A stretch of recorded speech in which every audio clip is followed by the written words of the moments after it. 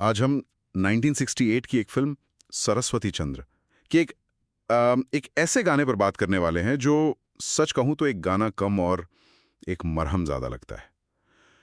छोड़ दे सारी दुनिया किसी के लिए आवाज थी लता मंगेशकर की और इसे लिखा था इंदिवर ने। हम सब ने अपनी जिंदगी में कभी ना कभी इसे सुना है, शायद गुनगुनाया भी है और शायद इससे हिम्मत भी ली है। ये उन गानों में से है जो सिर्फ मनोरंजन नहीं करते बल्कि मुश्किल वक्त में आपका हाथ थाम लेते हैं। बिल्कुल वही। और यही आज हमारी बातचीत का सेंट्रल सवाल है। बॉलीवुड में तो हजारों दर्द भरे गाने बने हैं, एक से बढ़कर एक।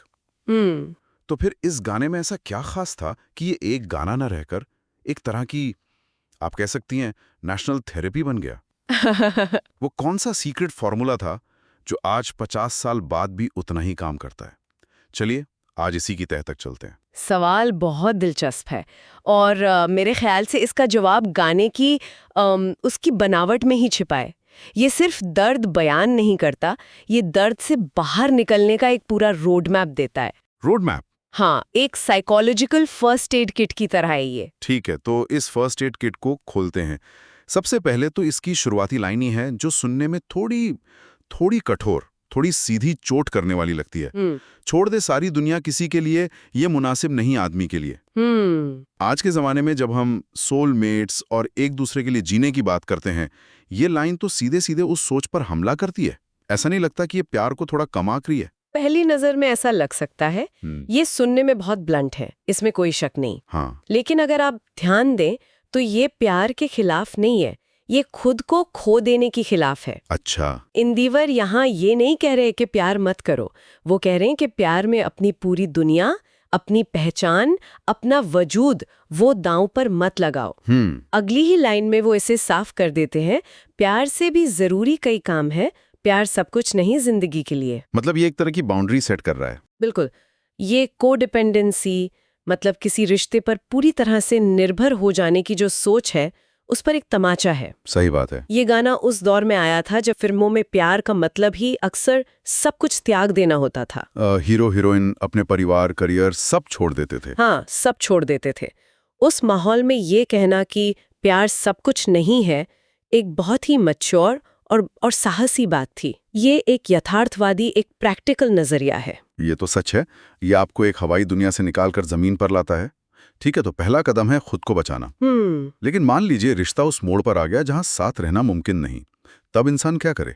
मुझे लगता है गाने का अगला हिस्सा इसी सवाल का जवाब देता है। तन से तन का मिलन हो ना पाया तो क्या मन से मन का मिलन कोई कम तो नहीं? हाँ। ये पंक्तियां मुझे हमेशा एक तरह का, क्या कहूं, एक सांत्वना पुरस्कार या कॉन्सोलेशन प्राइज जैसी लगी हैं। अच्छा। कि चलो जो असल चीज थी वो तो नहीं मिली, पर इसे काम चला लो। क्या मैं इसे गलत समझ रहा हूं? मैं समझती हूँ कि ऐसा क्यों लग सकता है, लेकिन मेरे हिसाब से ये कॉन्सोलेशन प्राइज नहीं बल्कि नजरिए का एक बहुत बड़ा बदलाव है। कैसे? ये आपको शारीरिक मिलन की परिभाषा से उठाकर एक कहीं ज्यादा गहरे, एक आत्मिक जुड़ाव की ओर ले जाता है। ये कह रहा है कि एक रिश्ते की कीमत सिर्फ इस बात से नहीं होती कि वो पूरा हुआ या नहीं। उसकी कीमत उस भावनात्मक जुड़ाव में है जो आपने महसूस किया। और इसे समझाने के लिए जो उदाहरण उन्होंने दिया है वो तो कमाल का है। खुशबू आती रहे दूर ही से सही, सामने हो चमन कोई गम तो नहीं। हाँ, क्योंकि ये उदाहरण आपको मालिक बनने की सोच से आजाद करता है। आप चमन का मालिक नहीं है, आप फूल को तोड़ नहीं रहे हैं। सही। आप बस उसकी मौजूदगी, उसकी खुशबू को महसूस कर रहे हैं और वही आपके लिए काफी है। ये सिखाता है कि कुछ रिश्तों की सुंदरता उन्हें दूर से संजोने में ही है। 1968 का दौर सोचिए, जब ना फोन थे ना सोशल मीडिया। अगर कोई आपकी जिंदगी से चला गया तो वो सचमुच चला जाता था। ऐसे में आपके पास सिर्फ यादें और वो मानसिक जुड़ाव ही बचता था। हाँ, ये बात तो है। तो ये पंक्तियां उस एहसास को, उस याद को एक सम्मान देती हैं, उसे कम नहीं आंकती। ये बहुत गहरा नजरिया है। मतलब रिश्ते को सफलता या विफलता के पैमाने से देखने की बजाय उसके अनुभव को महत्व देना, ये तो बहुत ही सुलझी हुई सोच है। और यही सुलझी हुई सोच हमें गाने के अगले हिस्से तक ले जाती है, जो मेरे हिसाब से इस गाने का दिल है। कौन सा? चांद मिलता नहीं सबको संसार में, है दिया ही बहुत रोशनी के लिए। हाँ, ये तो एक कहावत की तरह बन गया है।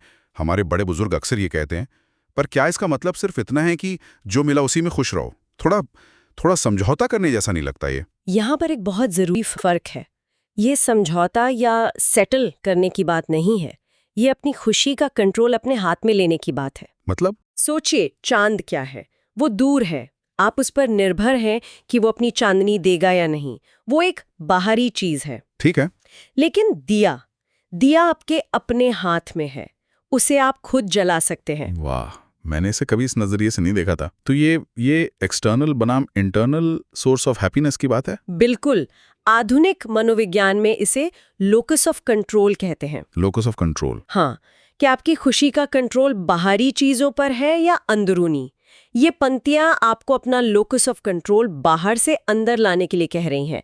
ये कह रही हैं कि किसी दूसरे इंसान या बड़ी बड़ी उम्मीदों, मतलब चांद के पूरा होने का इंतजार मत करो। तुम्हारे अंदर, तुम्हारे पास ही वो शक्ति यानी वो दिया है जिससे तुम अपनी जिंदगी में रोशनी कर सकते हो। इंदिवर जी 1968 में ही वो बात कहे गए जिसके लिए आज वेलनेस गुरु मोटी फीस लेते हैं। हाँ, तो ये संतोष से ज्यादा आत्मनिर्भरता का संदेश है। ठीक है, यहां तक गाने ने हमें एक नया नजरिया दिया, एक मानसिक सहारा दिया। लेकिन फिर अचानक गाने का टोन बदल जाता है। हाँ, बदलता है। वो सिर्फ सलाह नहीं देता, बल्कि एक तरह से आपको झकझोरता है, आपको धक्का देता है। एक दुनिया उजड़ ही गई है तो क्या, दूसरा तुम जहां क्यों बसाते नहीं। ये सुनने में दिलासा कम और एक सीधा सवाल ज्यादा लगता है। और यही इसकी सबसे बड़ी ताकत है। यहाँ तक गीत एक दोस्त की तरह आपके कंधे पर हाथ रखे हुए था, पर अब वो आपको पकड़कर खड़ा कर रहा है। हाँ। ये आपको शोक और दुख के घेरे में बैठे रहने की इजाजत नहीं देता। ये सीधे सीधे एक्शन लेने की बात करता है। लेकिन हमें इसका सामाजिक संदर्भ भी समझना होगा। किस तरह का सामाजिक संदर्भ? सोचिए 1968 का भारत, खासकर एक महिला के लिए जिसका रिश्ता टूट गया हो या पति न रहा हो, उसके लिए दूसरी दुनिया बसाना सिर्फ एक भावनात्मक फैसला नहीं था, ये एक सामाजिक विद्रोह जैसा था। समाज इसकी इजाजत आसानी से नहीं देता था। उस जमाने में ये पंक्तियां लिखना और एक महिला किरदार के जरिए कहलवाना अपने आप में एक बहुत प्रगतिशील कदम था। सही बात है। ये सिर्फ एक व्यक्तिगत सलाह नहीं थी, ये एक सामाजिक संदेश भी था कि जिंदगी किसी एक रिश्ते पर खत्म नहीं होती और हर किसी को दोबारा शुरुआत करने का हक है। ये एक जबरदस्त पॉइंट है। तो मतलब ये गाना उस वक्त के सामाजिक बंधनों को भी चुनौती दे रहा था। बिल्कुल। और शायद इसीलिए इसने इतनी जिंदगियों पर असर डाला। आज के मूव ऑन और सेल्फ केयर कल्चर की नींव शायद इसी गाने में कहीं रखी गई थी, कह सकते हैं। और फिर गाना अपनी आखिरी और शायद सबसे मुश्किल सलाह पर आता है। कौन सी? दिल न चाहे भी तो साथ संसार के चलना पड़ता है सबकी खुशी के लिए। अब देखिए, ये लाइन मुझे आज के जमाने में थोड़ी पुरानी लगती है। क्या ये एक तरह से सामाजिक दबाव में जीने, लोग क्या कहेंगे की परवाह करने और अपनी व्यक्तिगत खुशी को दबाने की बात नहीं कर रहा? ये एक बहुत वैलिड सवाल है और अगर इसका शाब्दिक अर्थ लें तो ऐसा लग सकता है। लेकिन इसका एक और गहरा मतलब भी हो सकता है। इसे समाज को खुश करने के बजाय जीवन के प्रवाह के साथ फिर से जुड़ने की तरह भी देखा जा सकता है। जब कोई इंसान गहरे दुख में होता है तो वो दुनिया से कट जाता है। हाँ, बिल्कुल। ये पंक्तियां कह रही हैं कि भले ही तुम्हारा मन न करे, उठो और रोजमर्रा के कामों में लग जाओ, लोगों से मिलो जुलो। मतलब fake it till you make it. कुछ वैसा ही। मनोविज्ञान में इसे बिहेवियरल एक्टिवेशन कहते हैं। ये एक थेरेपी तकनीक है जहां मरीज को कहा जाता है कि अच्छा महसूस करने का इंतजार मत करो, बल्कि वो काम करना शुरू कर दो जो तुम्हें अच्छा महसूस कराते थे, भले ही अभी तुम्हारा मन न हो। अच्छा। धीरे धीरे एक्शन आपके इमोशंस को बदल देता है। तो ये लाइन समाज के दबाव की नहीं, बल्कि खुद को ठीक करने के लिए एक्शन लेने की बात कर रही है। कभी कभी हमें सिर्फ अपने लिए नहीं, बल्कि जीवन की निरंतरता के लिए भी चलना पड़ता है। तो अगर हम इस पूरी बातचीत को समेटें, तो जो हमारा शुरुआती सवाल था कि इस गाने में ऐसा क्या है, उसका जवाब अब साफ हो रहा है। ये सिर्फ दर्द नहीं बताता, ये एक पूरा 4 स्टेप रिकवरी प्रोग्राम है। स्टेप 1, अपनी पहचान बचाओ और बाउंड्री सेट करो। सही। स्टेप 2, रिश्ते को सफलता विफलता से नहीं बल्कि अनुभव से देखो। बिल्कुल। स्टेप 3, अपनी खुशी का कंट्रोल बाहरी दुनिया से लेकर अपने हाथ में लो। और स्टेप 4, दुख में बैठे मत रहो, एक्शन लेके जिंदगी में वापस लौटो। आपने बिल्कुल सही सारांश दिया। और इन चारों स्टेप्स के मूल में एक ही विचार है, आत्ममूल्य, यानी सेल्फ वर्थ। Self worth. ये गाना आपको बार बार याद दिलाता है कि आप कीमती हैं, आपका जीवन कीमती है और वो किसी एक इंसान के आने या जाने पर निर्भर नहीं करता। आपका वजूद अपने आप में पूरा है और यही वजह है कि ये आज भी उतना ही प्रासंगिक है। तो इसका कुल मतलब ये है कि ये गाना एक क्लासिक इसलिए नहीं है कि इसकी धुन अच्छी है, लता जी ने इसे गाया है। ये क्लासिक इसलिए है क्योंकि ये एक टाइमलेस जीवन दर्शन है जो हर पीढ़ी के टूटे हुए दिलों को जोड़ने का काम करता आया है। बिल्कुल, ये संगीत के रूप में एक गाइड है, एक दोस्त है। ये सब कुछ मुझे सोचने पर मजबूर करता है। आज की इस तेज रफ्तार डिजिटल दुनिया में जहां रिश्ते बनते बिगड़ते हैं, जहां हम अपनी खुशी को अक्सर सोशल मीडिया पर मिलने वाले लाइक्स और बाहरी वैलिडेशन से जोड़ते हैं, क्या हम इस 50 साल पुराने गाने से कुछ सीख सकते हैं? क्या हम मन से मन के मिलन की गहराई को और अपनी जिंदगी को रोशन करने के लिए अपने अंदर के एक दिए की शक्ति को फिर से खोजना भूल गए हैं?